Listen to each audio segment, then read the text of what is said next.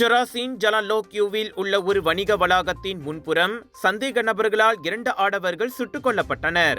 இன்று அதிகாலை மணி 12:15 அளவில் நிகழ்ந்த இந்த சம்பவத்தில் வணிக வளாகத்தின் கார் நிறுத்தும் இடத்தில் நிறுத்தப்பட்டிருந்த தங்களது காருக்கு நடந்து சென்று கொண்டிருந்த போது அவ்விருவரும் சுடப்பட்டதாக கூறப்பட்டது.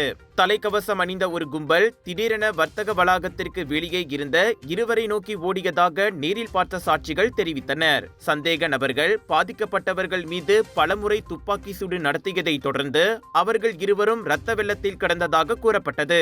துப்பாக்கி வைத்திருந்த ஆடவர் கும்பல் புருடுவா அல்சாகாரில் தப்பி சென்றனர். உடல் மற்றும் தலையில் துப்பாக்கி சூட்டு காயத்திற்கு உள்ளான இருவர் சம்பவம் நடந்த இடத்திலேயே இறந்தனர். தங்களது வாகனம் நிறுத்தி வைக்கப்பட்டிருந்த இடத்தில் இருந்து 5 மீட்டர் தூரத்தில் துப்பாக்கி சூட்டு காயத்திற்கு உள்ளான இருவரும் கீழே விழுந்து கிடந்தனர். தகவல் அறிந்து நிகழ்விடத்திற்கு வந்த கோலாலம்பூர் குற்றப்புலனாய்வுத்துறை மற்றும் செராஸ் மாவட்ட போலீஸ் தலைமையகத்தின் தடயவியல் பிரிவின் அதிகாரிகள் விசாரணையை மேற்கொண்டனர். மரணமடைந்த அந்த 2 நபர்களும் 40 வயது மதிக்கத்தக்கவர்கள் என்பதோடு அவர்கள் சரவா சீபுவை சேர்ந்தவர்கள் என கூறப்பட்டது.